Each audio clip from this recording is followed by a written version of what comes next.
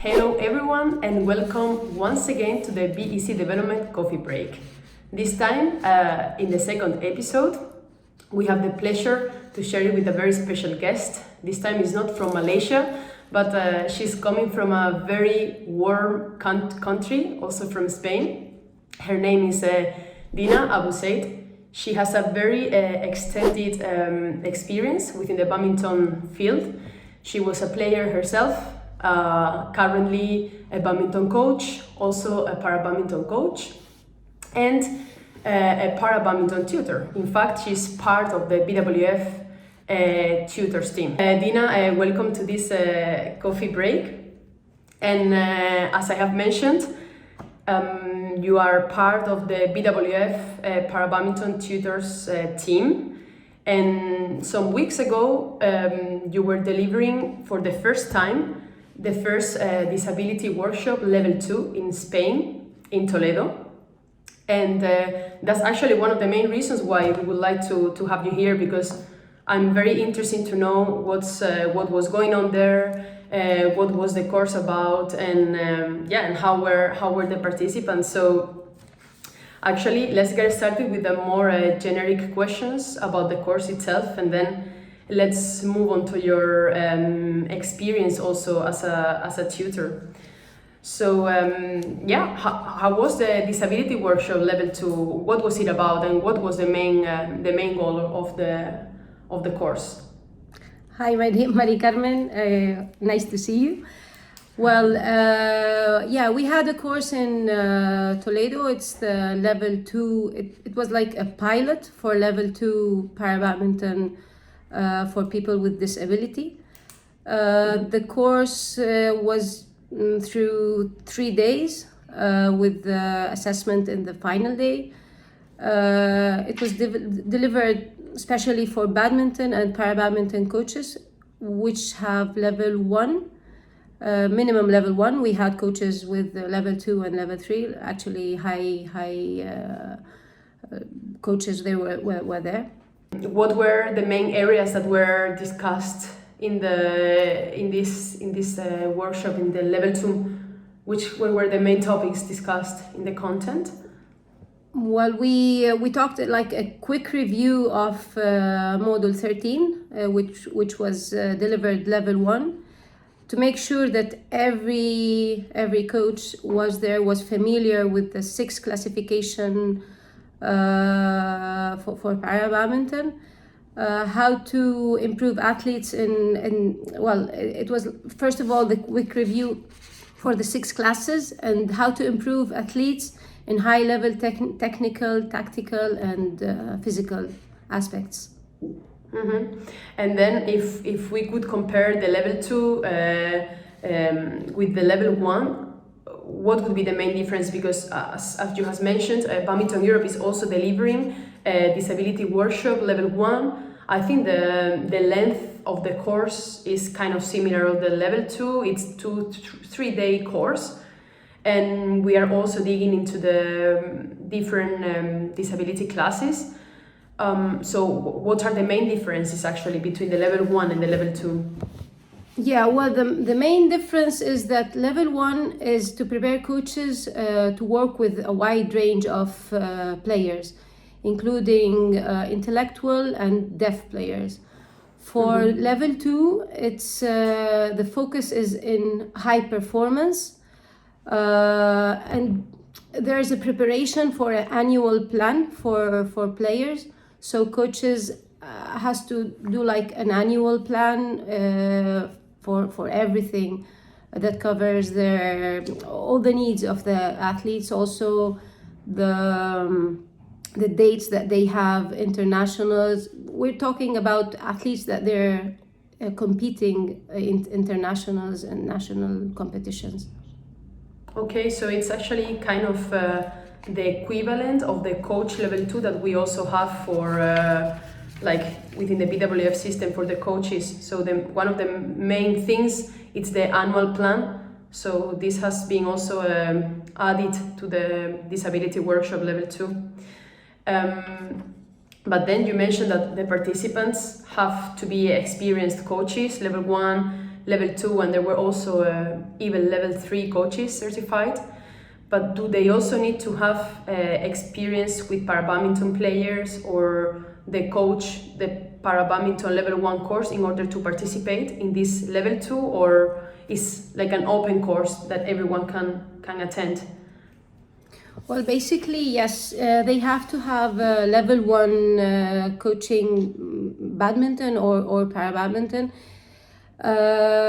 We had level 1, level 2, level 3 for this pilot course.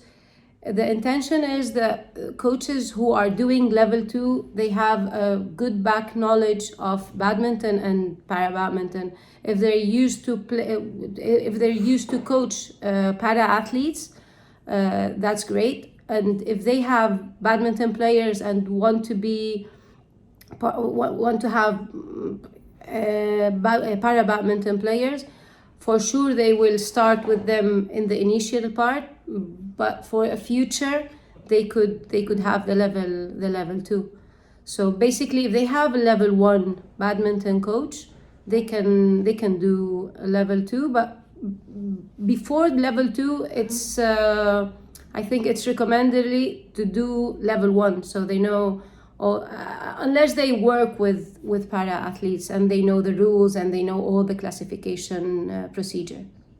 Just to have an idea of where it's going to be addressed. And also because I try to compare this disability workshop with the coach education courses, and I try to picture how a normal day in a course is going on, and I'm wondering, what does a day look like for a coach attending this disability level 2 workshop? Do they have to deliver their own sessions? Did they work with actually players with disabilities, or were they working among themselves? How was it organized? Well, it depends in the place. It depends if you have players. It depends in the knowledge of the coaches. For level 2, it was we had both on class, on court, off court, because it's important that for us it was very important that the coaches do their progressions on the wheelchair. So that was good in Toledo, that we had wheelchairs on court, so the coaches could try them. We had also players. We had 3 players from the national Spanish team. We would like to have more players, but for that date it was difficult to bring more players in. In some countries, for level 1, we had more players, which makes good for coaches to deliver their own sessions on court. For delivery, they didn't have to deliver a session, because they are coaches and we're not evaluating that. They had to do an annual plan at the end of the day 3. So that was their assessment. Okay, because that was gonna be my follow-up question. In the other coaches education courses, they have to deliver several sessions along the course, and then at the end they have another session plus the annual plan in the case of the level 2 coach education. So in this case, the assessment was only focused on the annual planning, or were there also other requirements in order to assess their participation or their performance? In this one, it was only the planification. They had to do a PowerPoint and explain it to the other coaches. But also, I'm telling you, because that was a pilot, now the team is going to see where can we, some aspects we can do it better. And for the delivering through these 3 days, I think it's good to see somewhere else than only the annual planning. So those are things to open for discussion for future courses. Yeah. And Dina, you were part of the tutors team, but you were also working together with Guillaume from France, also with Ian Bridge from Oceania, and with John Sheeter from BWF. How was the experience for you to share this opportunity also with them, quite knowledgeable within the Parabadminton field as well? Well, it's always nice to work with people from other countries. For Guillaume, I worked with him in Portugal. We delivered together level 1. So I was used to him. So I liked a lot the part that, because he's a para athlete, he has a prosthesis in his leg. So the part when he talks about SL3, it's very nice, because you're talking to a player and he's talking about his problems or his things that he can manage or not manage, or how does he do it. So for me, and for also for the coaches there, it's a very good issue that to be part of that thing.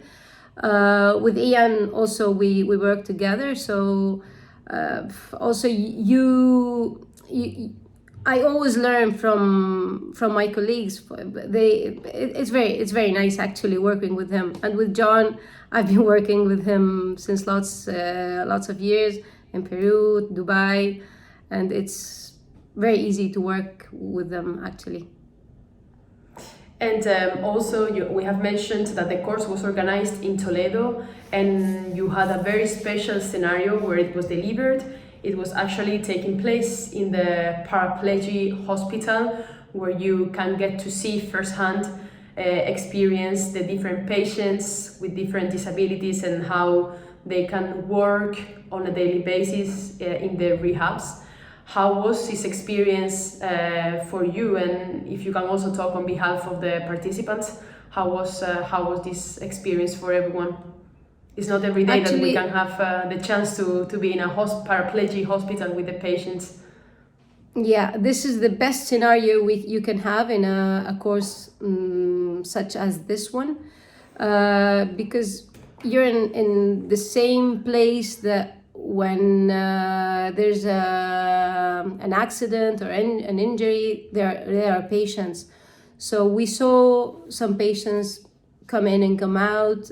They were playing ping pong. We played with them also. Some coaches just engaged with them to play. So it's nice to see that we're in that field.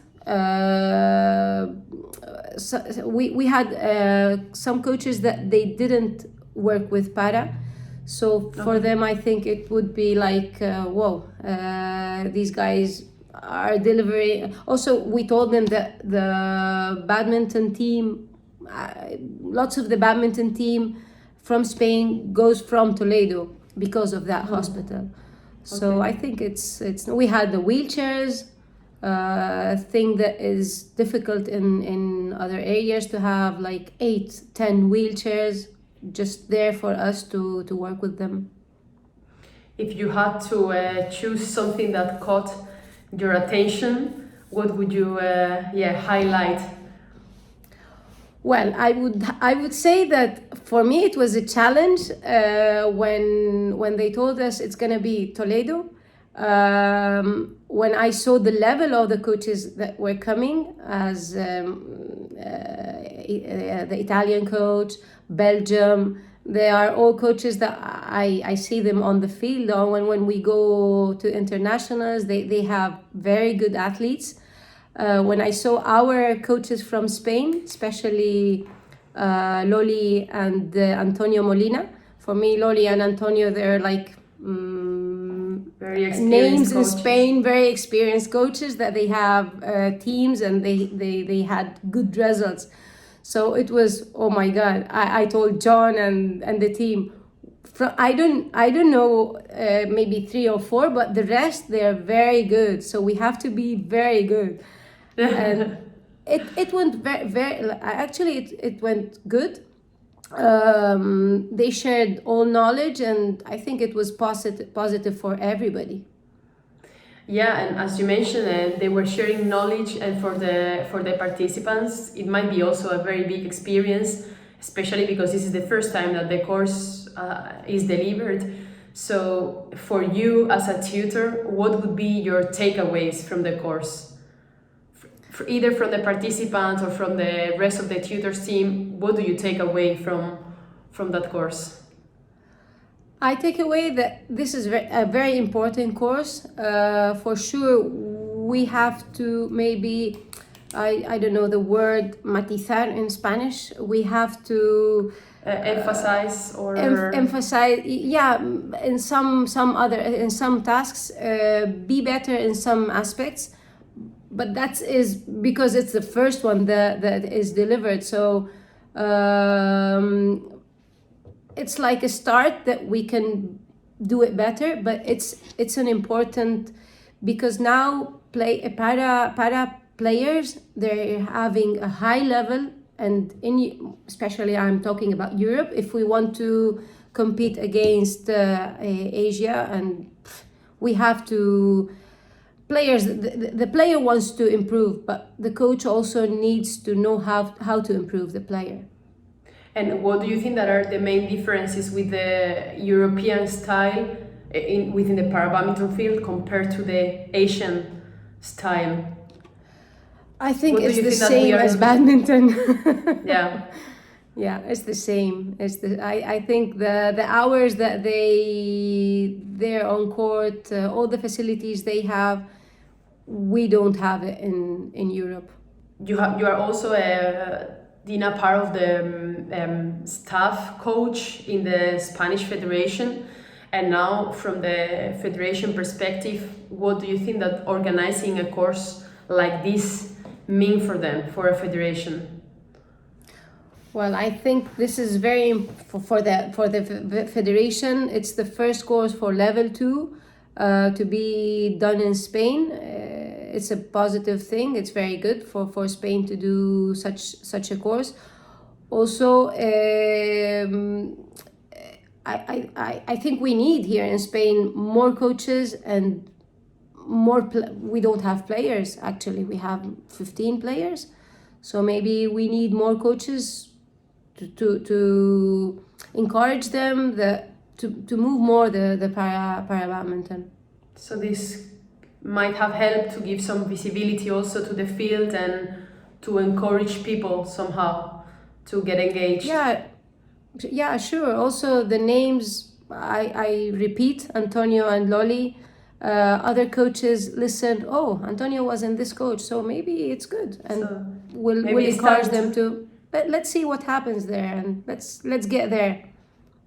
Okay, yeah, that's actually a good point. Being aware of what is going on.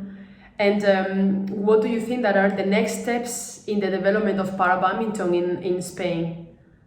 Since you are involved also within the Parabadminton staff, what are the next steps in the development of Parabadminton? Do you have any actions or any projects coming soon? There's a project there, but I'm not. I can't talk about it because that's for another episode. It's a project.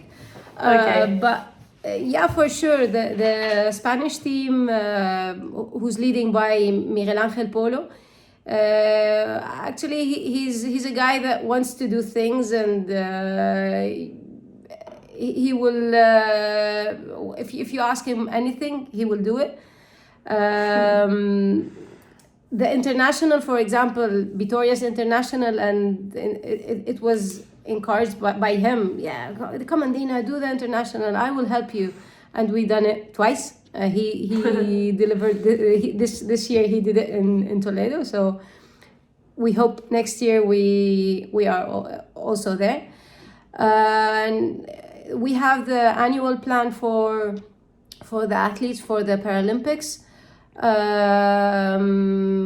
like certain internationals. Now we're going to Bahrain.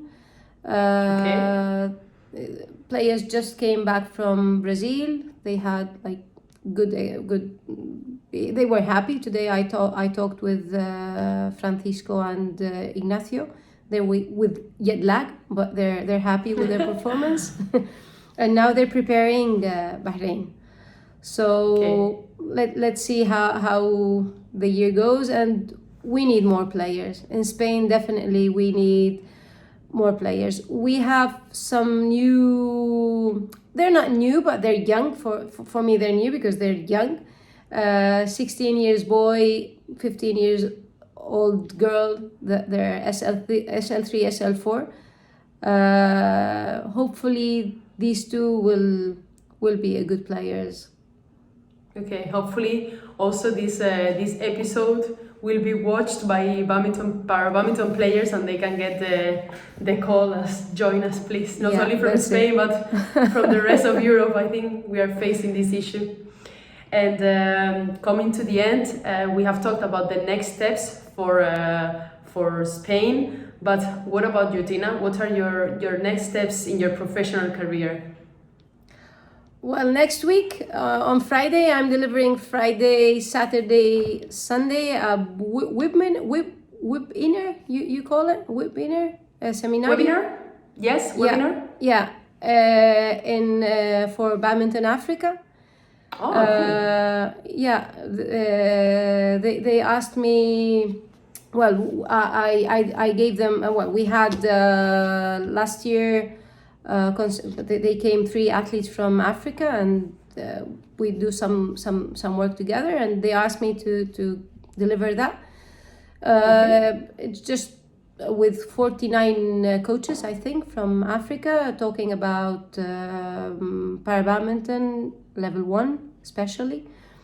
And then who knows, I don't know what's the next step. Okay, yeah, one thing at a time. Yeah. Okay, we are gonna leave it just here. But thank you very much. Thank you, Dina, for your time. Thank you. And spending this 22 minutes with us.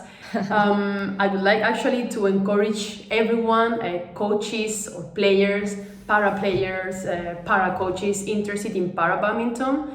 Please contact us. You can contact us, BEC, through my colleague Tommy Saxa, and also through BWF, in this case John Sheeter, and even Dina Abouzeid, and we will be more than happy to help you and to guide you within this field.